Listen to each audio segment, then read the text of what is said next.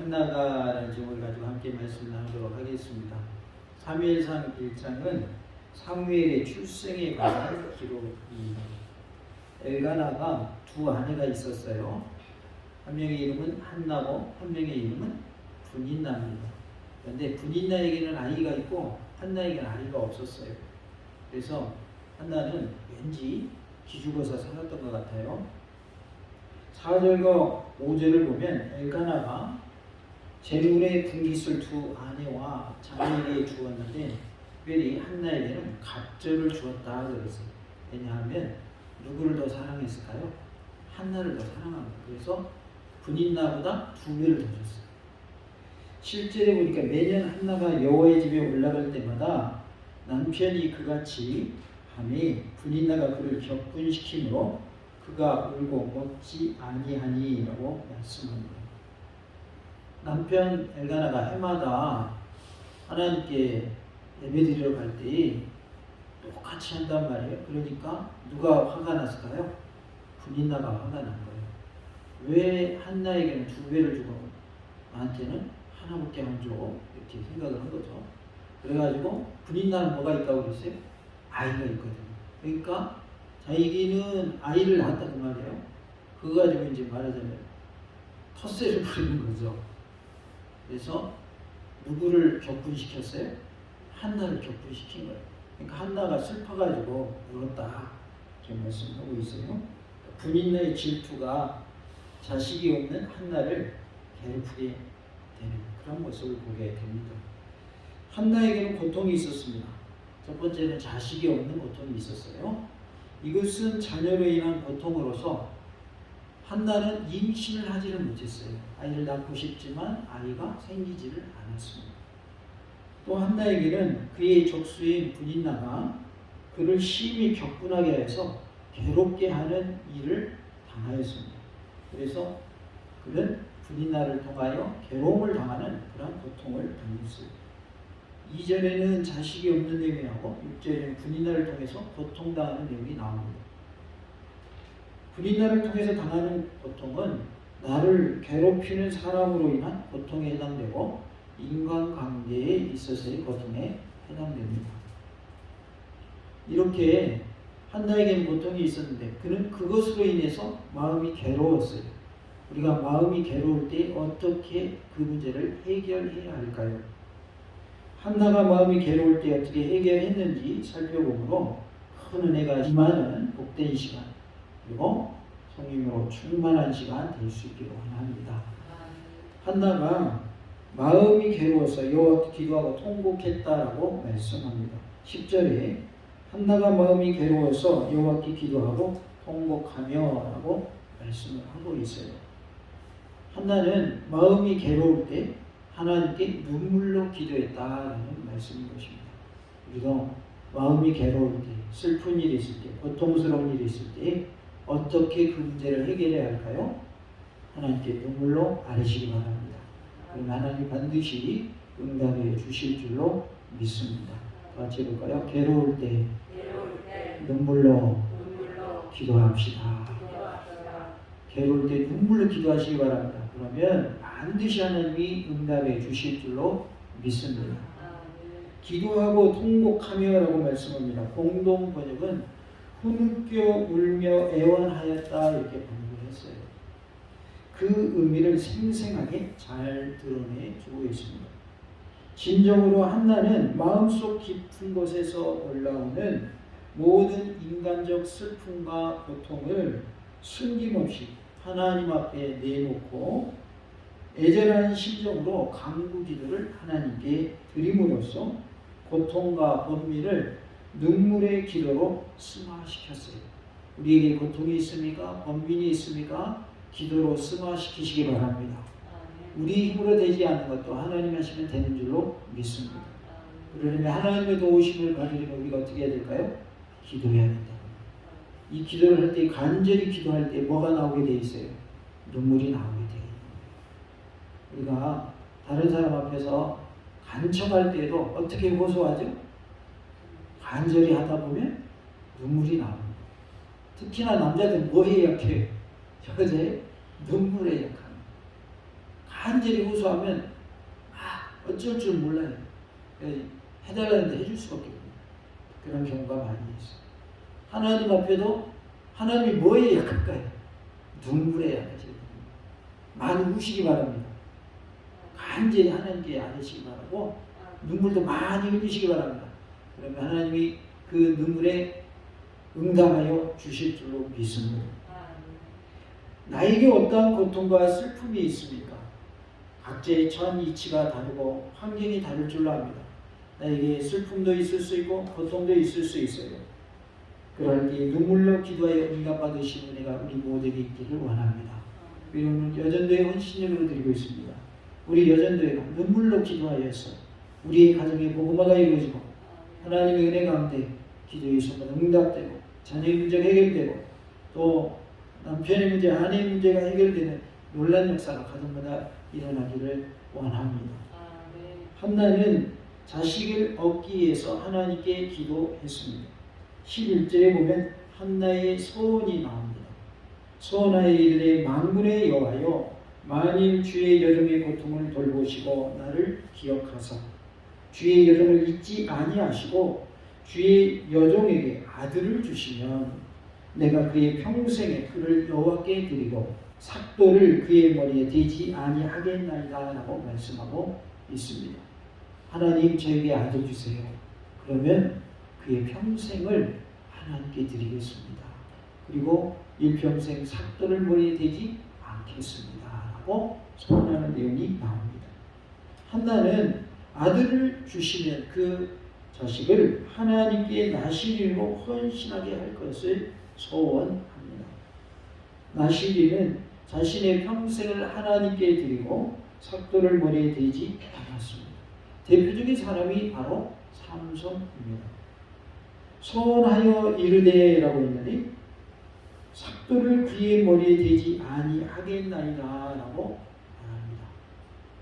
한나의 소원은 삭도를 머리에 대지 않겠다는 맹세가 수반되는 것으로 보아서 구약의 여러 곳에서 나오는 나시린의 소원과 맥을 같이 한 것을 볼 수가 있습니다. 구약에 나오는 나시린을 보면 머리에 삭도를 대지 않겠다는 표현이 나옵니다. 사사기 13장 1절 5절에 이스라엘 자손이 다시 여호와의 목전에 악을 행하였으므로 여호와께서 그들을 40년 동안 블레셋 사람의 손에 넘겨주니라. 이스라엘 백성들이 악을 행하니까 하나님이 누구 손에 넘겨버렸어요?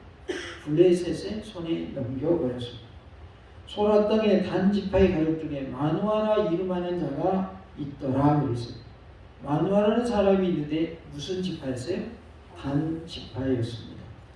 여호와의 사자가 그 여인에게 나타나서 그에게 이르되 보라 내가 본래 임신하지 못함으로 출산하지 못하였으나 이제 임신하여 아들을 낳으리니 그러므로 너는 삼가 포도주와 독주를 마시지 말며 어떤 부정한 것도 먹지 말지니라.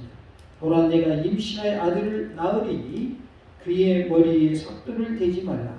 이 아이는 태에서 나옴으로부터 하나님께 바쳐진 나시린이 됩니다.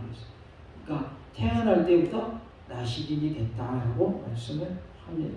그가 블레셋 사람의 손에서 이스라엘을 구원하기 시작하리라라고 말씀하고 있어요. 그러니까 삼손이 태어날 때의 내용을 기록한 내용인데요. 그는 태어날 때부터 뭐로 태어났대요? 나시린으로 태어났대요. 구별된 자로 태어났다는 거예요. 하나님께 드려진 자로 태어났다는 것입니다. 그런데 이 나시린의 소원은 태어나기 전부터 이미 자기 자식이 소명되었음을 확실히 인식한 어머니에 의해서 소원이 드려졌다는 거예요. 그러니까 어머니 그 신앙적 결단에 의해서 자식의 평생을 하나님께 맡기겠노라고 자식이 태어나기 전부터 신앙적 결단함으로 그 소원이 이루어진 것을 볼 수가 있어요. 그러니까 자신이 소원한 것이 아니라 누가 소원했다고요? 어머니가 소원했다. 그래서 실제적으로 부모님의 소원을 통해서 하나님의 종의 길을 가는 사람들이 있습니까? 없습니까? 있지요. 그런데 본인의 그 의지와 관련이 있어요? 없어요? 서원을 직접 하는 그러니까 서원을 해서 나시린의 길을 걸어가는 사람과 서원을 하는 그 부모님의 입장하고 서로 같을까요? 다를까요? 다르겠죠. 그래서 어떤 의미에서는 하나님의 일을 하는 그 당사자와 상관없이 부모의 소원에 의해서 그 길을 가야만 하는 그러한 경우에 해당되는 것이 나시린의 모습입니다. 그래서 저는 저희 자녀들을 이렇게 낳고 기를 때 부모의 소원에 의해서 본인의 의지와 상관없이 하나님의 종의 길을 가는 것을 원치 않아서 저는 그렇게 기도하지 않고 어떻게 기도하냐면 하나님께서 원하시는 자를 하나님의 종으로 써주시옵소서 이렇게 기도했어요. 큰아들 드린다 이렇게 하지 않았고 하나님 우리 세 아들이 있는데 세 아들 중에 하나님의 종의 길을 가는 은혜를 허락해 주시옵소서 이렇게만 기도했지 너 하나님의 종 되라 이렇게 이제 어렸을 때는 아직 아무것도 모를 때니까 목사님 할래 이제 그 정도는 했지만 너는 반드시 돼야 돼 목사님 돼야 돼 이렇게 하지는 않았어요. 본인의 의지에 의해서 소명을 받고 하나님의 부르심을 받고 본인이 결단하고 하나님의 종의 길을 가기를 원했기 때문에 저희들이 아이를 키울 때는 그렇게 했습니다. 근데 이게 나오는 성경에 나오는 나시린들은 부모님에 의해서 어머니의 소원에 의해서 그 자녀가 나시린을 가야만 하는 그런 모습을 보게 됩니다. 사사기에서의 소원, 즉 삼손의 경우는 전쟁과 관련이 되어 있죠. 그래서 삼손이 이스라엘을 구원하는 그러한 역할을 하게 됨에 있어서 뭐 하면서 쓰임받는 거예요? 전쟁을 하면서 쓰임받는 거죠. 그런데 여기에서는 사무엘의 경우죠. 오늘 우리가 살피고 있는 사무엘상의 말씀은 사무엘의 경우는 성전 봉사와 관련된 것임을 알 수가 있어요. 그러니까 나시린으로 소원을 하지만 내용이 차이가 있다. 삼손은 전쟁을 해서 나라를 구하는 사람이고 사무엘은 성전 봉사를 하는 사람으로 하나님께 드려졌다는 것을 알 수가 있습니다. 나시린이 머리에 삭도를 대지 않는 이유는 머리털을 보존함으로써 자신 위에 자신을 주장한 자가 있음을 나타내기 위함이고 또한 머리카락을 기름으로써 자기 생명의 근원을 인식하고 아울러 자기 위에 계신 하나님의 주권을 인정하며 오직 그분의 명령에 절대 복종하겠다는 의지를 나타내고자 머리카락을 길렀던 것이죠. 그러니까 나의 주인은 누굽니다? 하나님이십니다. 그러한 의식을 가지고 머리를 자르지 않았던 거예요. 머리카락은. 그러니까 내 의지대로 하는 것이 아니라 하나님의 의지대로 하나님의 뜻대로 절대로 뭐 하겠습니다? 복종하겠습니다의 의미가 있는 거예요. 그런데 나중에 우리가 보면 삼손의 경우 머리를 어떻게 대고 말해요? 잘리고 말죠. 그러니까 절대 복종하겠습니다라고 하는 의미의 머리카락이 잘려졌기 때문에 하나님과는 상관없는 사람이 되어버린 것이죠. 그러니까 머리카락 잘린 자체가 문제가 아니라 하나님의 말씀을 어겼기 때문에 문제가 되는 거예요. 그러니까 꼭 머리를 길러야만 거룩한 것이 아니라 하나님과의 관계에 있어서 하나님과의 긴밀한 관계, 하나님은 나의 주인이십니다. 나는 하나님의 명령에 절대 복종하겠습니다. 이 관계가 깨지면 하나님과의 관계는 무너진다는 것을 알 수가 있습니다. 만군의 여호와라는 표현이 11절에 나옵니다. 하늘과 땅의 만물을 주장하시는 하나님의 속성을 잘 나타내주는 하나님의 칭호입니다. 한나는 바로 이 같은 하나님을 믿음으로 바라보고 의뢰하면서 자신의 무자의 수치, 자기의 자녀가 없다는 말이죠. 아들이 없다. 이 무자의 수치가 거두어질 것을 확실히 믿고 소망 중에 그분께 간절히 호소한 겁니다. 천하 만물을 누가 주관하신다? 하나님이 주관하신다. 그 하나님께 내가 믿고 구하면 하나님이 뭐 하신다? 이루어 주신다. 나의 소원을 들어주신다는 뭘 가졌어요? 확신을 가지고 기도한 거예요. 그래서 우리도 이러한 믿음 가지고 하나님께 구하기를 원합니다. 하늘과 땅을 다 다스리시는 하나님께서 내 기도에도 응답해 주실 줄로 믿습니다. 라는 믿음을 가지고 구하시기 바랍니다. 그리고 여전대에도 그러한 믿음으로 구하셔서 여전대가 부흥하는 역사가 있기를 원합니다. 만일이라고 했는데 여기서 이 말은 미래에 대한 막연한 기대나 의심 등을 나타내는 것이 아니라 성취를 거의 확신하고 간절한 믿음을 가지고 나아갈 때 쓰는 표현입니다. 그러니까 하나님이 들으시고서 믿는 믿음을 가지고 표현한 내용이라는 것이죠. 평생의 그를 여호와께 드리고 라고 11절에 계속 말씀하고 있습니다. 나시린으로서 자신을 구별하여 여호와 하나님께 드리고자 할 때 소원자는 그 기간에 따라서 일정 기간 또는 일평생 그 소원 준수의 기간을 지켜야만 했습니다. 물론 여기서 한나는 아들을 낳을 경우에 그를 일평생 하나님께 드리겠습니다 라고 소원을 했어요. 그러니까 얼마 동안 그걸 지켜야 되는 거예요. 일평생 지켜야 되는 거죠. 여기서 사무엘은 죽을 때까지 나신으로 살아야 했다 그 말이에요. 정하기를 어떻게 정했기 때문에 어머니가 소원할 때 일평생을 하나님께 드리겠습니다 이렇게 했기 때문에 정한 것을 지켜야만 했습니다. 그를 일평생 동안 하나님의 성소봉사를 위한 나신으로서 구별해 드릴 것을 서원한 것이죠. 그래서 우리는 서원을 할 때 신중하게 해야 하고 함부로 서원해서도 안 되고 또 한 번 서원한 것을 어떻게 하라고 그랬어요? 꼭 지키라고 그랬어요.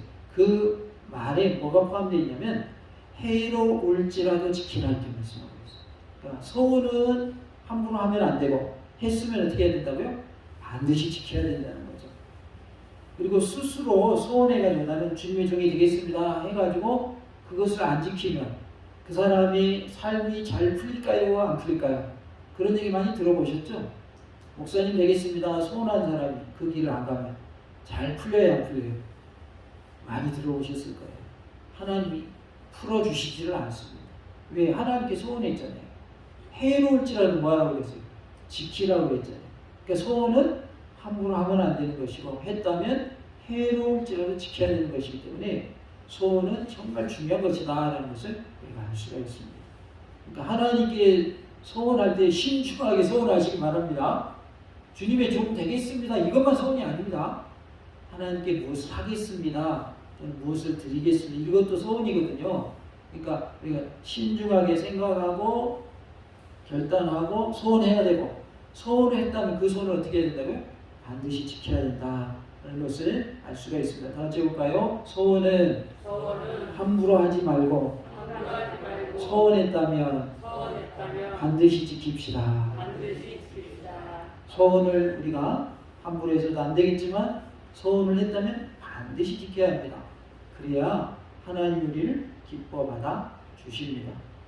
하나님 앞에서 우리의 일생을 주님께 드리는 헌신의 삶이 될 수 있기를 원합니다. 이렇게 이제 나시린으로 구별된 삶을 살게 되었는데 이에 대해서 혹자는 주장하기를 사무엘은 본래 레위 족속이기 때문에 한나의 이런 헌신의 소원은 무의미하다 이렇게 말하기도 합니다. 그러나 그렇지 않습니다. 비록 레위인이라 할지라도 정식 성소 봉사하는 데에는 30세 이상으로서 정해진 반차에 따라서 일정 기간 행해졌기 때문에 한나의 소원과 같이 아들을 어릴 때부터 성소에 거하도록 하는 이러한 일은 일평생 성소 봉사를 위해 구별하여 바치겠다는 소원이기에 분명 그 의미가 특별한 것이다 라고 할 수 있습니다. 그러니까 일반적인 소원하고 다른 소원이었다. 어렸을 때부터 그러니까 지금 사무엘이 성전에 들어가게 된 때를 보면 젖을 때부터 들어갔어요. 그리고 이제 사무엘을 하나님께 바치기 전에 젖을 뗀 다음에 일평생 하나님께 살도록 하겠습니다 이렇게 했거든요. 그리고 실제로 소원한 대로 지켰을까요? 안 지켰을까요? 지켰습니다. 그래서 사무엘이 쓰임받게 되죠. 아무튼 한나의 이 소원은 후일 그대로 지켜지게 되는데 오히려 하나님께서는 그 아들 사무엘을 선지자로 소명하심으로써 선지자로 부르심으로써 더욱 고상한 형태로 한나의 소원을 승화시켜 주신 것을 볼 수가 있어요. 성전 봉사하는 자로 하나님께 드렸는데 하나님은 그를 사무엘을 뭐로 불러주셨어요? 선지자로 불러주시고 선지자로 쓰임받게 하셨습니다. 그 당시에 선지자는 왕의 역할도 했고 그리고 선지자 역할을 하면 물론이고 제사장의 역할도 했거든요. 그러니까 하나님이 왕정 시대가 오기 전에 사사시대 마지막 무렵에 사무엘을 쓰신 거죠. 그래서 하나님께서 하나님께 드려진 성전 봉사보다 더 많은 일을 할 수 있도록 선지자로 다시 불러주셔서 사용하신 것을 볼 수가 있습니다. 13절에 보면 한나가 속으로 말하며 입술만 움직이고 음성은 들리지 아니하므로 엘리는 그가 취한 줄로 생각한지라 라고 말씀하고 있어요. 입술만 움직이고 음성은 들리지 아니하므로 라고 했는데 당시 한나의 기도는 오해받을 만한 그런 모습이었습니다. 왜냐하면 당시에는 다 소리내서 기도하는 게 일반적이기 때문입니다. 한나는 자신의 기도에 스스로 완전히 몰입하여서 하나님 앞에 온 심령을 토로하는 깊고도 은밀한 내적 기도를 한 거예요. 그래서 우리가 깊은 기도에 들어가는 경우에 묵상으로 기도하는 경우가 많다라고 흔히들 말합니다. 그래서 깊은 기도는 묵상 기도가 깊이 들어갈 수 있고 또 이제 깊은 기도로서 우리는 방어 기도를 말하죠. 영의 기도 해가지고 지금 한나의 기도는 깊은 묵상 기도인 것입니다. 또한 실로 이런 기도는 간절한 소원과 깊은 신앙심 없이는 하기 힘든 차원 높은 고상한 기도였다라고 볼 수 있겠습니다. 그러니까 간절히 기도했고 하나님 앞에서 자신의 소원을 아뢰므로 하나님이 그 기도에 응답해 주시게 됩니다. 그래서 간절한 소원과 깊은 신앙심에 기도했다는 것을 알 수 있습니다. 15절에 나는 마음이 슬픈 여자라고 말씀이 나옵니다. 한나의 눈 언저리가 붉게 변화했을 것이다 이렇게 우리가 이제 추측을 하는데 왜냐하면 너 술 취했냐라고 이렇게 그런 말을 들었기 때문에 그래서 이것은 포도주나 독주 때문이 아니었고 자신이 무자한 여인으로서 겪는 모든 인간적인 고통, 수모 이런 것들을 하나님 앞에 모두 아뢰면서 무엇을 어떻게 했기 때문에 눈 언저리가 붉어졌을 것이다. 눈물을 흘렸기 때문에 눈 언저리가 붉어졌을 것이다. 이렇게 내가 추측해 볼 수도 있습니다. 아, 이 사람이 보통 사람은 다 소리내서 기도하는데 입술도 가만히 소리도 안 내고 기도하네. 이 사람 술 취한 거 아니야? 이렇게 이제 그런 말 들을 정도로 실제로 그런 말 했잖아요. 너 술 취한 거 아니냐? 이렇게. 그리고 이제 그러한 상황 속에서 눈도 아마 붉으스름하지 않겠는가 눈 언저리가 왜냐하면 눈물을 흘리면서 기도했기 때문에 그래서 이제 그러한 추측을 해볼 수가 있겠습니다. 그러면서 자신은 어떤 여자라고 고백을 해요? 슬픈 여자라고 고백을 합니다. 나에게는 뭐가 없습니다. 자식이 없습니다라고 고백하고 있는 거죠. 포도주나 독주가 나옵니다. 포도주는 바로 발효된 포도즙을 말하고 독주는 취하다라는 말에 어근해서 파생된 말로서 과실이나 공유로 만든 취하게 하는 술을 말하고 있습니다. 이것은 넓은 의미로는 포도를 포함한 모든 재료로 빚어진 것을 가리키지만 일반적으로는 공유로 만들어진 것을 독주라 이렇게 표현을 합니다. 그래서 포도주는 포도즙이 발효된 것 그리고 곡물로 만들어진 술은 독주라 이렇게 표현을 했는데요. 한편 이것들은 전적으로 헌신된 나시린들에게 금지된 것인 만큼 헌신의 자세가 요구되는 누구에게도 한나에게도 동일하게 적용되는 말씀이라는 거예요. 지금 하나님께 간절히 아뢰면서 헌신한 모습으로 지금 기도하고 있잖아요. 그러면 이 헌신하는 자도 포도주나 독주를 어떻게 해야 되는 거예요? 금해야 맞는 것이다 라는 거죠. 그래서 한나에게도 당연히 성전을 출입하는 한나에게도 금지되는 항목이 포도주나 독주였다는 것을 알 수 있습니다. 나의 심령을 통한 것뿐이오니 라고 15절에 말씀을 하고 있어요. 문자적으로는 내가 나의 심령을 쏟아 놓았다는 의미입니다. 그런데 여기서 쏟아 놓았다라는 말은 부르짖다라는 의미로도 쓰였습니다. 아울러서 신뢰하다라는 의미로도 사용되었어요. 그러니까 여기서 통한 것뿐이오니 라고 하는 것은 나의 심령을 쏟아 놓았느니 라는 뜻으로서 부르짖다, 신뢰하다라는 의미를 같이 포함하고 있습니다. 따라서 내가 나의 심정을 쏟아 놓았다라고 하는 말은 하나님께 자신의 어려움을 전적으로 의뢰하면서 그 문제의 해결을 부탁하는 온전한 신앙의 표현임을 알 수가 있습니다. 하나님 저 좀 도와주세요 라고 구한 것을 말하고 있어요. 베드로전서 5장 7절에 너희 염려를 다 주께 맡기라 이는 그가 너희를 돌보시리라 라고 말씀합니다. 여호와 앞에 내 심정을 통한 것은 성경에 나타난 기도의 핵심적인 정의 가운데 하나입니다. 하나님 앞에 내 심정을 다 통한 그런 모습이 되시기 바랍니다. 통한다 그 말은 다 하나님께 쏟아놓는다는 걸 알고 있어요. 하나님 앞에서 모든 것을 다 쏟아놓으시기 바랍니다. 하나님께 다 내어놓으시기 바랍니다. 그럼 하나님이 우리 모든 문제를 다 들으시고 해결해 주실 줄로 믿습니다. 내 심정을 다 주님께 아뢰라 라고 말씀하고 있습니다. 17절에 엘리가 대답하여 이르되 평안히 가라 이스라엘 하나님이 내가 기도하여 구한 것을 허락하시길 원하노라 하니 라고 말씀합니다. 한나의 겸손한 해명을 듣고 제사장 엘리는 자신의 섣부른 꾸중을 잘못되었다는 것을 인정하고 오히려 한나에게 축복을 빌어 주었습니다. 한편 여기 엘리의 이 말은 예언의 말이 아니라 제사장으로서 빌어줄 수 있는 축복의 말이었습니다. 그러니까 내가 잘못 알고 꾸중을 했구나 하는 것을 알고 오히려 한나에게 복을 빌어주는 그런 내용입니다. 18절에 이르되 당신의 여정이 당신의 은혜 있기를 원하나이다 하고 가서 얼굴에 다시는 근심빛이 없더라라고 말씀을 합니다.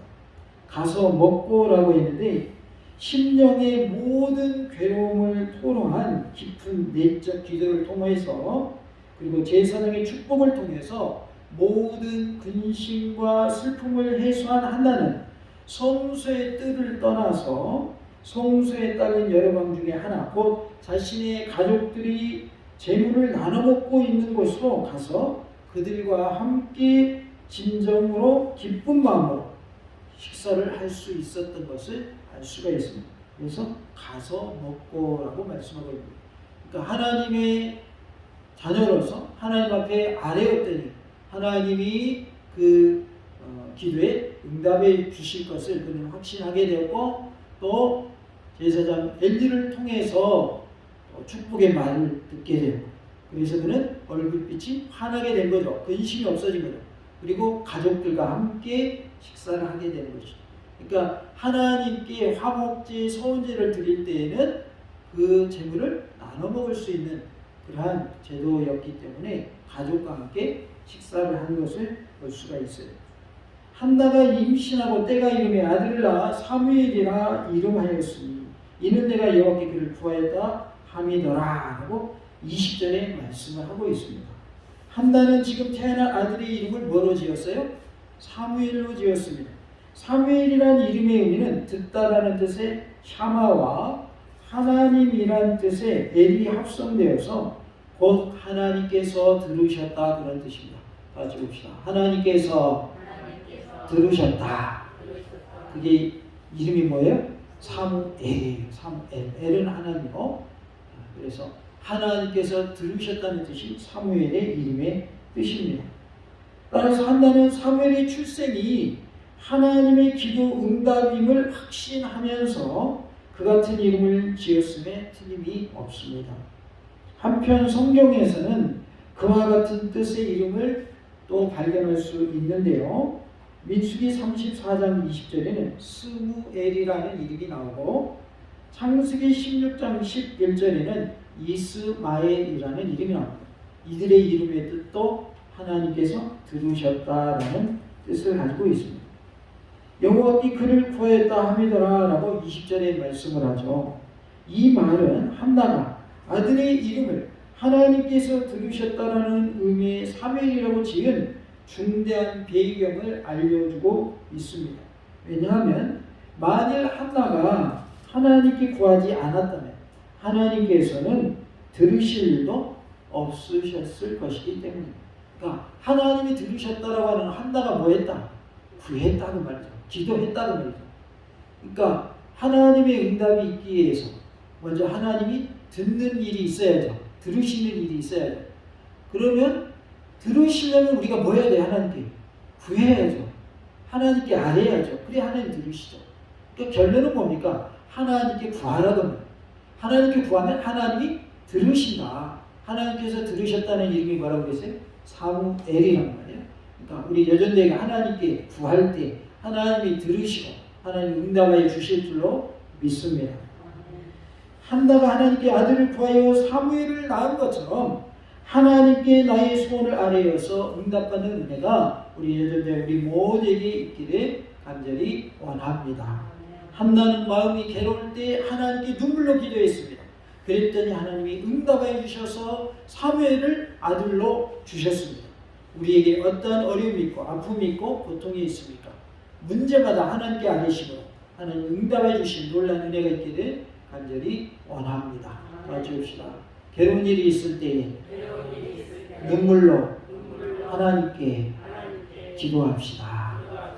우리가 기도하여 응답받는 기적의 주인공, 응답의 주인공이 다 되실 수 있기를 간절히 원합니다. 할렐루야.